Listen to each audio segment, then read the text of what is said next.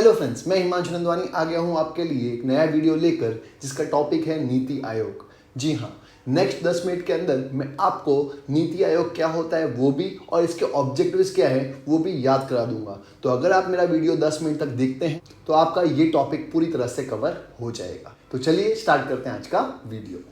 सबसे पहले नीति आयोग का मतलब क्या है? तो नीति आयोग का फुल फॉर्म होता है national institution for transforming India. जी हाँ, नीति आयोग का फुल फॉर्म है national institution for transforming India.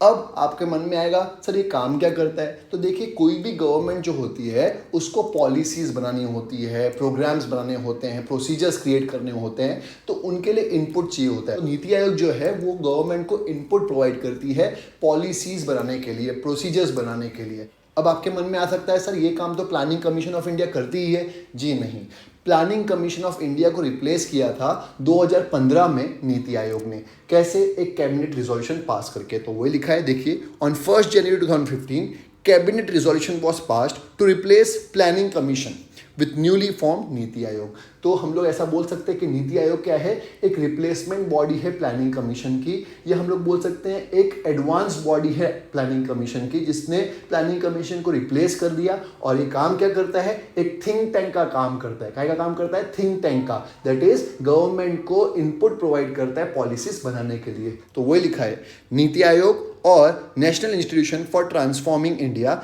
Is the policy think tank. ये क्या है? पॉलिसी थिंक टैंक है of government of India which provides input regarding different programmes and policies of government. तो government को जो पॉलिसीज प्रोग्राम्स बनाने होते हैं उसके लिए इनपुट देने का काम कौन करता है? नीति आयोग। एकदम सिंपल। अब बात करते हैं उस क्वेश्चन की जो एग्जाम में बहुत बार पूछा जाता है, ऑब्जेक्टिव्स या फंक्शंस ऑफ नीति आयोग।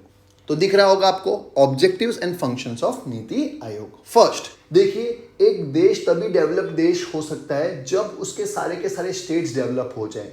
तो नीति आयोग का पहला ऑब्जेक्टिव या पहला फंक्शन है एक विजन दिखाना, एक सपना दिखाना हर एक स्टेट को कि वो भी डेवलप हो सकते हैं। अगर सारे स्टेट्स डेवलप हो जाएंगे तो हमारा देश भी डेवलप हो जाएगा, क्योंकि सारे स्टेट्स ही मिलकर देश बनाते हैं। तो पहला पॉइंट वो लिखा है, एक विजन दिखाना, एक सपना दिखाना हर एक स्टेट को कि अगर वो भी इकोनॉमिक प्रोग्रेस में हेल्प करेगा, अगर वो भी अपने आप को डेवलप करेगा तो पूरा देश ऑटोमेटिकली डेवलप हो जाएगा। तो फर्स्ट पॉइंट वो लिखा है, to evolve a shared vision of national development. किसको? हर एक एक्टिव स्टेट को। हर एक एक्टिव स्टेट को विजन दिखाना कि हर एक स्टेट के डेवलपमेंट से पूरे देश का विकास हो सकता है। तो हर एक स्टेट अगर अपने स्टेट के ऊपर फोकस करे, हर एक स्टेट अगर अपने राज्य के ऊपर फोकस करे, अंदर की सिक्योरिटी के ऊपर फोकस करे, और अपने लोगों के ऊपर, अपनी प्रजा के ऊपर फोकस करे, और हर एक स्टेट अगर डेवलप हो जाए तो पूरा देश अपने आप डेवलप हो जाएगा। सेकेंड पॉइंट फर्स्ट पॉइंट का ही एक्सटेंशन है, जिसको एक पंच लाइन में दे दिया गया है। तो वो लिखा है, strong states makes a strong nation.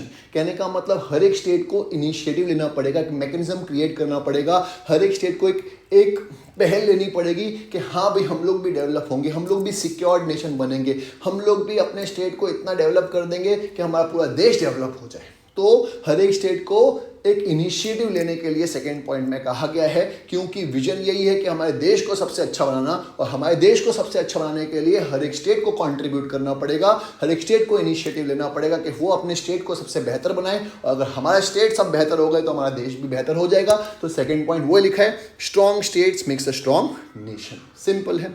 तीसरा पॉइंट हमारा फोकस करता है विलेजेस के ऊपर। देखिए, हमारा देश जो है अभी भी कृषि प्रधान देश है, और हमारा देश अभी भी हम लोग बोल सकते हैं 2/3 विलेजेस से भरा हुआ है। कहने का मतलब अगर हम लोग देश का विकास करना चाहते हैं तो और ज़्यादा डेवलपमेंट करने की जरूरत नहीं है मुंबई, दिल्ली जैसे सिटीज़ में। क्यों? क्योंकि वो ऑलरेडी डेवलप्ड है। लेकिन देश का विकास तब होगा जब हम लोग ग्रास रूट लेवल से स्टार्ट करेंगे, हम लोग विलेजेस पर भी फोकस करेंगे कि वहाँ पे भी डेवलपमेंट हो सके।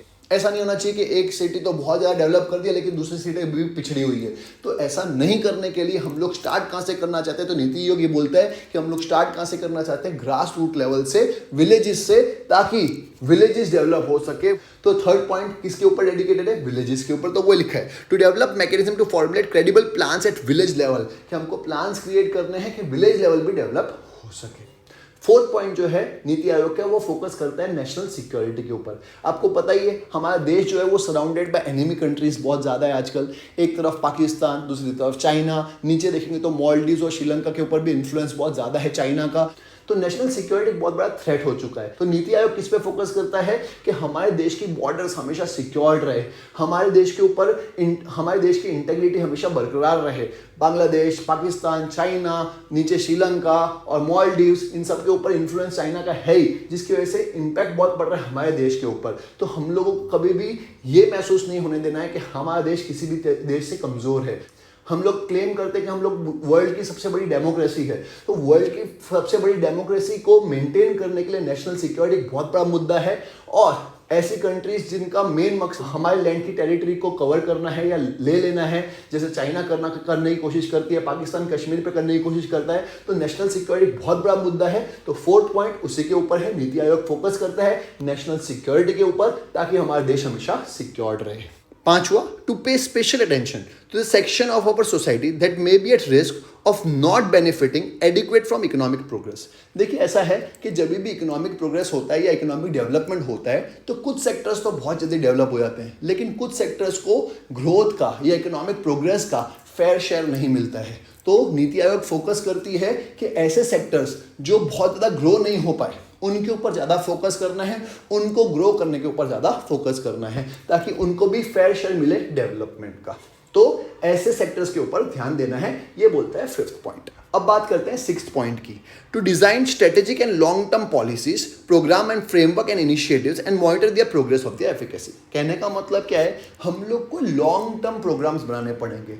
हम लोग अभी ये नहीं देख सकते कि 1 साल में क्या करना है, 2 साल में क्या करना है। विजन हमेशा लॉन्ग टर्म का होना चाहिए। तो लॉन्ग टर्म इनिशिएटिव्स लेने हैं, हम लोग को एक फ्रेमवर्क क्रिएट करना है कि जो पॉलिसीज हम लोग बना रहे हैं लॉन्ग टर्म की, उसका एग्जीक्यूशन भी बराबर हो। इंडिया में प्रॉब्लम सिर्फ इस बात की है, ऐसा नहीं कि प्लान्स नहीं बनते, प्लान्स बनते भी हैं, लेकिन प्रॉब्लम वहां आती है कि उसका इंप्लीमेंटेशन बराबर नहीं होता। इंडिया में पैसा नहीं है ऐसा बिल्कुल भी नहीं है, लेकिन पैसों का डिस्ट्रीब्यूशन बराबर से हो वो भी तो देखना जरूरी है। तो अभी फिफ्थ पॉइंट यही बता रहा है कि हम लोग जो लॉन्ग टर्म प्लान्स बना रहे हैं, एक फ्रेमवर्क क्रिएट करना पड़ेगा कि उसका एग्जीक्यूशन भी बराबर से हो जाए। Sixth point, to provide advice and encourage partnership between key stakeholders and national and international like-minded think tanks। देखिए नेशनल इंटरनेशनल लेवल पे जो इंस्टीट्यूशंस काम कर रही है, और वैसे एजुकेशन इंस्टीट्यूशंस भी बहुत सारी काम करी, जैसे IIMs हो गई, IITs हो गई, तो इन सब के बीच में कोलैबोरेशन होना चाहिए। ये सारा का सारा क्या है, थिंक टैंक है हमारे देश का। ऐसे लोग जो इसमें काम कर रहे हैं, ऐसे लोग यहाँ पे पढ़ाई कर रहे हैं, उनके पास दिमाग स्ट्रांग है, इसलिए वो इतनी बड़ी इंस्टीट्यूशन में काम कर रहे हैं या पढ़ाई कर रहे हैं। तो उनके लिए ब्रेस या फ्रेमवर्क क्रिएट करना है, उनके साथ पार्टनरशिप करनी है, उनको इनिशिएटिव देना है कि हाँ भाई आपकी जो नॉलेज है वो देश के डेवलपमेंट के लिए करे। ज़्यादातर हमारे जो देश का यूथ है आज के डेट में कहाँ जा रहा है, सब फॉरेन कंट्री जाने की कोशिश करते हैं। क्यों? क्योंकि उनको लगता है कि इंडिया में इतना ग्रोथ नहीं मिलेगा उनको, या उतनी अपॉर्चुनिटीज नहीं मिलेगी। तो 6 पॉइंट इसी पे फोकस करता है कि उनके साथ की पार्टनरशिप करो। ऐसे स्टूडेंट्स या ऐसे लोग जिसके अंदर दिमाग बहुत ज़्यादा है, और इंडिया तो intellectual capital of the world है, मतलब इंडियंस के पास जो दिमाग है वो किसी दुनिया में किसी के पास नहीं है। आप देखते हो बड़ी बड़ी कंपनीज के CEO CFOs कौन है, इंडियंस हैं, लेकिन हमारा जो ब्रेन है वो उसको एक अपॉर्चुनिटी मिलना बहुत ज़रूरी है। तो 6 पॉइंट उसी पे फोकस करता है। हम लोग नेशनल इंटरनेशनल लेवल पे जो काम कर रहे हैं थिंक टैंक्स, उनके साथ कोलैबोरेट करें, ताकि हमारे देश का यूथ हमारे देश के लिए काम करे, ना कि किसी और के लिए काम करे। 7th point, to create knowledge, innovation and entrepreneurial support system. 7th point भी 6th पॉइंट का एक्सटेंशन ही। हम लोग को एक एनवायरनमेंट ऐसा क्रिएट करना पड़ेगा जहाँ पे नए एंटरप्रेन्योर्स बने, जहाँ पे हमारा जो देश का यूथ है वो ये फोकस करे कि वो इनोवेशन लाए, कुछ नया लेके आए। देखते होंगे आप लोग, इसराइल का नाम सुना होगा, बहुत छोटी सी कंट्री है, लेकिन वो पूरे वर्ल्ड में सबसे ज़्यादा इनोवेशन करती है। क्यों करती है? क्योंकि वहाँ की गवर्नमेंट एनकरेज करती है उनके यूथ को कि आप इनोवेशन करें, एंटरप्रेन्योरशिप स्किल्स डेवलप करें। पॉपुलेशन वाइज नहीं बता रहा, आप बोलेंगे सर सबसे ज़्यादा तो इनोवेशन यूएसए में होता है, या सबसे ज़्यादा एंटरप्रेन्योर्स यूएसए में, फिर चाइना में, फिर इंडिया में है। मैं पॉपुलेशन के हिसाब से नहीं बोल रहा। अगर आप ये देखेंगे कि हाँ भाई कितनी पॉपुलेशन, उसके सामने कितने परसेंटेज एंटरप्रेन्योर बन रहे हैं, उस हिसाब से तो सबसे ज़्यादा एंटरप्रेन्योर जो क्रिएट करता है वो इजराइल है। लेकिन वो कंट्री इतनी छोटी सी है, लेकिन उनकी गवर्नमेंट ऐसी है कि वो एनकरेज करती है कि हाँ भाई उनके पब्लिक भी नया कुछ लेके इनोवेशन करें, एंटरप्रेन्योरशिप स्किल्स डेवलप करें। तो हमारे देश का भी यही फोकस है, नीति आयोग के थ्रू हमारे देश के लोगों में एंटरप्रेन्योरशिप स्किल्स डेवलप हो, वो लोग भी इनोवेटर्स बने। Next point, to offer a platform for resolution of intersectoral inter departmental issues. देखिए ऐसा है, हमारे देश में ना इंटरसेक्टरल और इंटर डिपार्टमेंटल इश्यूज बहुत होते हैं, अंदर अंदर झगड़ा बहुत होता है। अब ये आप बोलोगे सर ये हमारे देश की प्रॉब्लम नहीं है, सब देश की प्रॉब्लम है। ऑफ कोर्स सब देश में यही होता है कि दो डिपार्टमेंट है उसके बीच में झगड़ा होता रहता है, दो स्टेट है उनके बीच में झगड़ा हो रहा है, तो इसकी वजह से हमारा देश सफर कर रहा है। तो नीति आयोग का एक ऑब्जेक्टिव ये है कि इंटरसेक्टरल इंटर डिपार्टमेंटल जो भी इश्यूज हैं उनको जल्द से जल्द सॉल्व कर दिया जाए ताकि देश के विकास में अड़चन ना आए। तो सॉल्व करना क्या, इंटरसेक्टरल एंड इंटर डिपार्टमेंटल इश्यूज, ये भी एक ऑब्जेक्टिव है किसका, नीति आयोग का। नेक्स्ट पॉइंट आता है to maintain state of art resources, good governance and best practices in sustainable equity development. कहने का मतलब हम लोगों को सस्टेनेबल डेवलपमेंट पे फोकस करना है, सिर्फ आज के बारे में नहीं, आने वाले कल के बारे में भी फोकस करना है, उसके बाद वाले कल के बारे में भी फोकस करना है। उसके लिए बहुत ज़रूरी है कि हम लोग best state of art resources लेके आएँ, और उससे भी ज़्यादा ज़रूरी है good governance policy. What do mean by good governance? Good governance का मतलब होता है ट्रांसपेरेंसी लाना, कि जितनी भी पॉलिसीज बनती है उसमें ट्रांसपेरेंसी होनी चाहिए, लोगों को पता चलना चाहिए कि जो पॉलिसी बन रही है उससे क्या फ़ायदा होगा, उसके जो पैसे उसके अंदर इन्वॉल्व हैं वो पैसे कहाँ पे यूज़ हो रहे हैं। तभी हम लोग बोल सकते हैं हाँ कि गुड गवर्नेंस है, कि ट्रांसपेरेंसी बहुत ज़रूरी है। तो नेक्स्ट पॉइंट किस पे वो फोकस करता है, ट्रांसपेरेंसी पे, गुड गवर्नेंस पॉलिसीज के ऊपर। Next point, to actively monitor and evaluate the implementation of programme and initiatives. बहुत इंपॉर्टेंट, ये पॉइंट सबसे ज़्यादा इंपॉर्टेंट है। क्यों? लोगों को लगता है कि हमारे देश में अच्छी पॉलिसीज नहीं बनती, बट ऐसा बिल्कुल भी नहीं है। हमारे देश में बेस्ट पॉलिसीज बनती है, लेकिन उसका इंप्लीमेंटेशन या एग्जीक्यूशन बराबर नहीं होता। तो ये जो पॉइंट है वो फोकस करता है कि जो पॉलिसीज बनाई है गवर्नमेंट ने, गवर्नमेंट ये भी फोकस करे कि उसका इंप्लीमेंटेशन बराबर से हो, उसका एग्जीक्यूशन बराबर से हो, जो इनोवेशन क्रिएट हो रही है इनोवेशन का इंप्लीमेंटेशन भी हो। तो नेक्स्ट पॉइंट उसी के ऊपर फोकस करता है। सिर्फ पॉलिसी बनाना इंपॉर्टेंट नहीं है, पॉलिसी का एग्जीक्यूशन सही से हो रहा है कि नहीं हो रहा वो देखना भी बहुत इंपॉर्टेंट है, वहां से फीडबैक लेना भी बहुत इंपॉर्टेंट है, और उस फीडबैक से नेक्स्ट पॉलिसी कैसे बनेगी वो देखना भी बहुत इंपॉर्टेंट है। तो जरूरी है कि एग्जीक्यूशन बराबर हो, एग्जीक्यूशन के साथ फीडबैक भी आए, और वो फीडबैक से हम लोग और नई पॉलिसीज में क्या चेंजेस ला सकते हैं वो भी देखें, दैट इज कंट्रोलिंग भी बराबर से हो। Simple. Next point, to focus on technological upgradation and capacity building. ये आज की डेट में सबसे ज्यादा इंपॉर्टेंट चीज है कि टेक्नोलॉजिकली हम लोग पीछे ना रह जाए, हर चीज में टेक्नोलॉजिकली हम लोग अपडेटेड रहें। चाहे वो डिफेंस की बात करें तो हमको सारे रफेल और बहुत इंडोजिनस जो मिसाइल्स हम लोग बना रहे हैं, अग्नि जैसी सब चीज, इसमें हम लोग हमेशा आगे रहें। क्यों? क्योंकि अगर हम टेक्नोलॉजी वाइज पीछे रह गए तो कोई भी देश हमारे ऊपर डोमिनेंस दिखा सकता है, लेकिन जरूरी है कि हम लोग भी टेक्नोलॉजिकली अपग्रेडेड रहें, हमेशा एक स्टेप आगे रहें दूसरी कंट्री से टेक्नोलॉजी वाइज। जो हम, जैसे आपको एग्जांपल बताता हूँ, यूपीआई एक ऐसी टेक्नोलॉजी इंडिया लेके आया और कोई पूरी दुनिया में कोई लेके नहीं आ सका। मास्टर कार्ड, वीजा कार्ड, इनको बहुत लॉस हुआ, किसकी वजह से? यूपीआई की वजह से। यूपीआई क्या है? एक ऐसी टेक्नोलॉजी है जो इंडिया की बनाई हुई टेक्नोलॉजी है, पूरी वर्ल्ड आज के डेट में मान चुकी कि हाँ भाई बहुत अच्छी टेक्नोलॉजी है, और बहुत सारी कंट्रीज तो इंडिया से टेक्नोलॉजी मांग भी रही है, और इंडिया ऑफकोर्स प्रोवाइड भी कर रही है उसके बदले। जैसे वीजा है, मास्टर कार्ड है, ये हमारी टेक्नोलॉजी नहीं है, लेकिन वो पूरे वर्ल्ड में प्रोवाइड करते हैं ताकि उन लोग कमा सके। वैसे यूपीआई इंडिया की टेक्नोलॉजी है